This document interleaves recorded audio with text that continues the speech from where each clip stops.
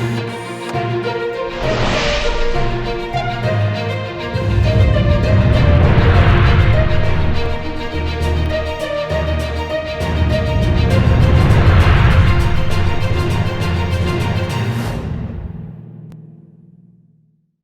वालेकुम, मैं हूं फैसल अजीज खान। अदम एतमाद की तहरीक कुछ देर के लिए रुक गई है काफ लीग के झंडा दिखाने के बाद कि इस्टेब्लिशमेंट के साथ है और किसी सूरत इमरान का हाथ नहीं छोड़ेंगे, इमरान के हाथ में हाथ मिला के आगे बढ़ेंगे। लेकिन दो इत्तेहादी अभी भी अपनी बोली लगने पर तैयार हैं, क्योंकि इमरान खान और इस्टेब्लिशमेंट ने उनकी वो वादे पूरे नहीं किए। जीडीए के जराए कहते हैं, पीर साहब पगारा कहते हैं कि जो वादे हमसे किए गए वो वादे पूरे नहीं हुए हैं।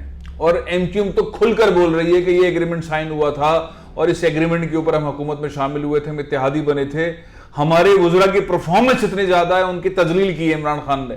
तो वो जो लिस्ट थी उस लिस्ट के खिलाफ तो वो बोल ही रहे हैं कि जो अब एग्रीमेंट साइन किया था, लेकिन जो तजलील हुई है, जो रिस्पेक्ट नहीं मिली है एमक्यूएम के दोनों वज़रा को जिन्होंने बहुत काम किया, मैं थोड़ा सा काम बताऊंगा भी, हैरानकुन है। वैसे बहुत सारे वज़रा ने एक्स्ट्रा ऑर्डिनरी काम किया है लेकिन उनको सनद नहीं मिली, तो वो उस पर गुस्सा है। पीटीआई के वज़रा भी है, लेकिन इत्तेहादी तो ठीक ठाक गुस्सा है, जीडीए वाले भी गुस्सा है। उनकी जो वजीर हैं मोहतरमा फहमीदा, उन्होंने भी बहुत ज्यादा काम किया, उनको भी कोई लिफ्ट नहीं कराई। तो ये सनद वाला मामला इत्तेहादियों के लिए जो है वो एक रिस्पेक्ट का मामला जो है वो बन गया है और वो इमरान खान के गले में आ रहा है। अब खैर मुतालबा गया है, एमक्यूएम कहती है जो हमारा एग्रीमेंट था उसके ऊपर अब लाजमी तौर पर अमल दरामद करें, जिन्होंने मुआहिदा करवाया था वो करें, नहीं तो फिर हमारे ऑप्शंस ओपन है।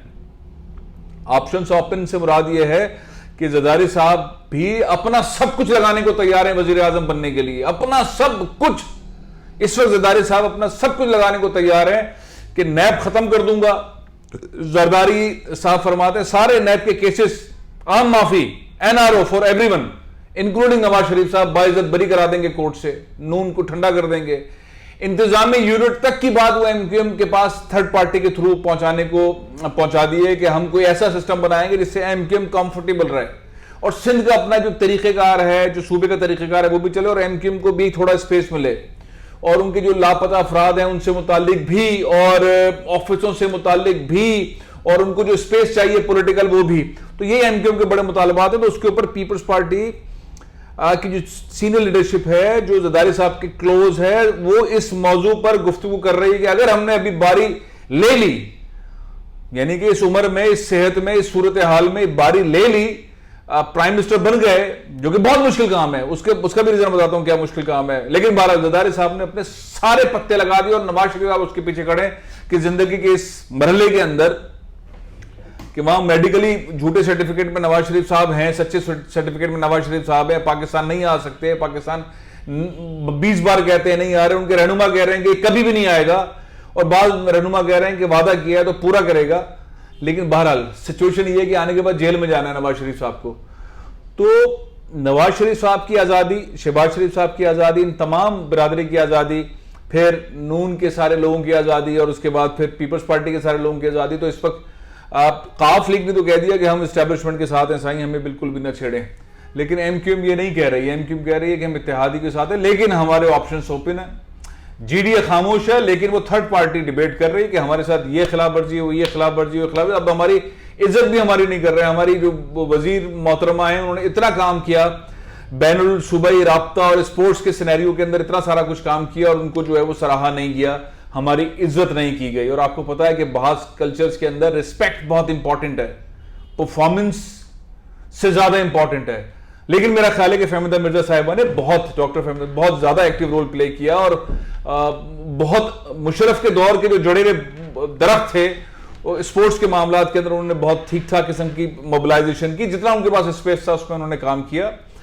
उनको इज्जत रिस्पेक्ट मिलनी चाहिए थी। तो एमक्यूएम वाले भी नाराज हैं और जीडीए वाले भी नाराज हैं और दोनों के दोनों कनेक्टेड हैं, नवाज शरीफ साहब के साथ राब्ते में हैं, उनके लेफ्ट राइट वालों के साथ राब्ते में है। और अब सुना यह है कि पीपल्स पार्टी, जरदारी ग्रुप कह लें, पीपल्स पार्टी, तो जरदारी साहब के भी जो ऑप्शंस हैं वो उन तक आ रहे हैं। तो मीठी मीठी मुस्कुराहट है एमक्यू वालों की भी मीठी मीठी मुस्कुराहट है। बहुत अरसे के बाद ये पूरे पाकिस्तान टूर करने के बाद उनके पास चीजें हाथ में आई। एस्टैब्लिशमेंट के साथ भी बात कर रहे हैं कि हम ये कर सकते हैं, ठीक है। उसके साथ क्या होगा, एमक्यू के साथ क्या होगा, अगर उन्होंने ऐसा किया हो तो जाहिर है कि एस्टैब्लिशमेंट ही बताएगी क्या होगा।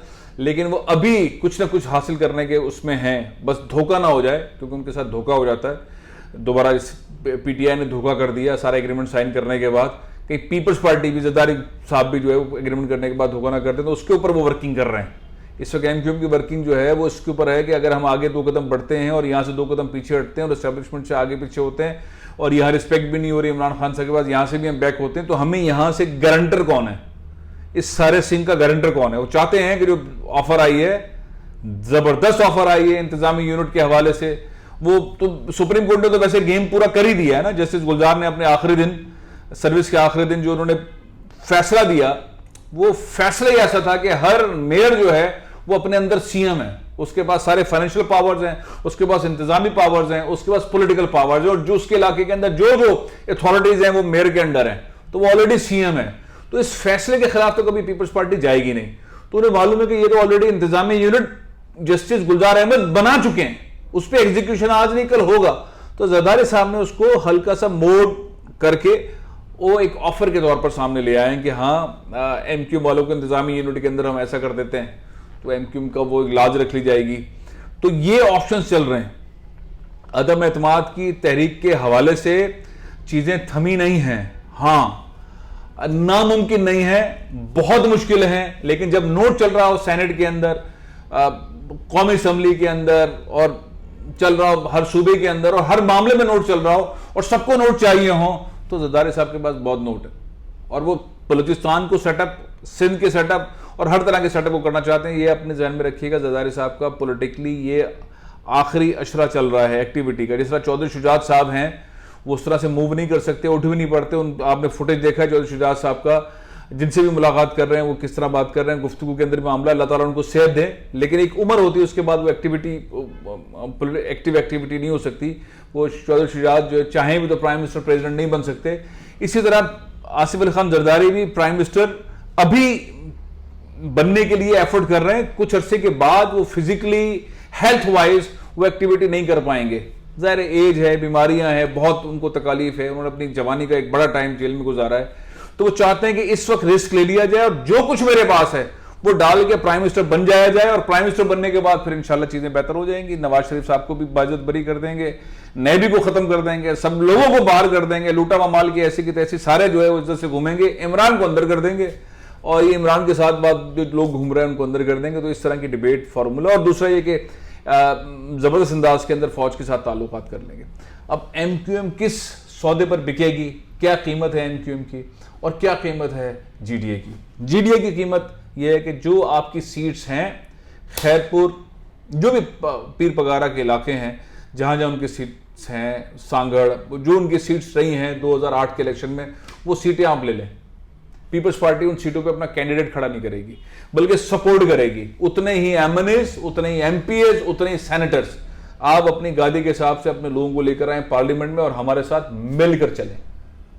तो ये सौदा बुरा नहीं है पीर पगारा जीडीए के लिए, सौदा बुरा नहीं है। उनको सारी सीट्स मिल जाएं अपनी शनाख्त के ऊपर, और वो हमेशा पीपल्स पार्टी के साथ इत्तेहाद में चलें, और वफाक के साथ यानी कि एस्टेब्लिशमेंट के साथ भी इत्तेहाद में चलते रहें, क्योंकि खामोश पार्टी, लेकिन उनका जोर दबदबा बड़ा ठीक ठाक है। और वो जोर दबदबा जो है वो बड़े पीर साहब के दौर के अंदर नजर आता था, इन पीर साहब के दौर में नजर नहीं आता। लेकिन जब ये दिखाना चाहें जलवा, इनको कोई रोक नहीं सकता। इनका जलवा, इनका यूनुसाइन का जलवा जो है वो बड़ा खतरनाक है, और वो बड़ा खुल के आता है। वो किसी के सामने भी खुल के आ सकता है, इमरान खान के सामने भी, वो पीपल्स पार्टी के सामने भी, वो एस्टैब्लिशमेंट के सामने भी। लेकिन धीमे लोग हैं, सैयदजादे हैं, अपने एक सिस्टम चला रहे हैं, उस अंदाज से खुलकर आना नहीं चाहते। लेकिन ये मुझे पता है कि जिस तरह ये आना चाहेंगे कोई रोक नहीं पाएगा।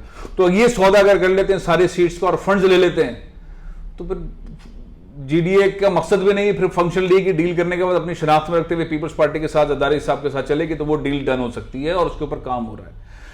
पहले भी हो रहा था, अब जरा चुस्ती के साथ हो रहा है। एमक्यूएम के साथ सिंपल 4 फार्मूले और पैकेज और इंतजामी यूनिट, तो मामला डन। अब ये डील करना है इमरान खान साहब ने कि ये अगर 2 इत्तेहादी उनके इस डील के सूरत में जरदारी साहब नवाज शरीफ साहब की आशीर्वाद से इस पूरी सेटिंग से कर लेते हैं, तो फिर इमरान साहब का रुकना बचना बहुत मुश्किल है।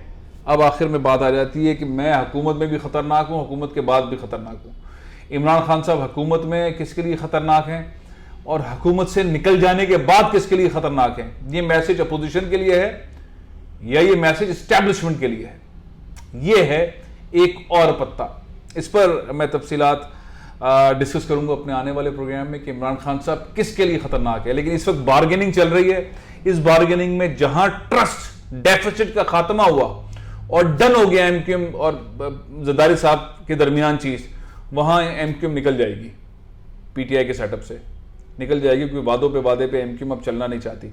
इसी तरीके से जीडीए भी निकल जाएगी, जीडीए खत्म हो जाएगी और मुस्लिम लीग फंक्शनल जो है अपने शनाख्त में एक एग्रीमेंट करने के बाद, एक फंड लेने के बाद, सिंध में ईजी होने के बाद अब सीट्स लेके निकल जाएगी और इमरान खान साहब देखते रह जाएंगे। ये दो बड़े इंपॉर्टेंट सिनेरियोज हैं। काफ लीग की तरह एनवायरमेंट नहीं है, लेकिन इमरान खान किसके लिए खतरनाक है इस पर हम बात करेंगे अगले शो में। फिलहाल इजाजत दीजिए। पाकिस्तान जिंदाबाद।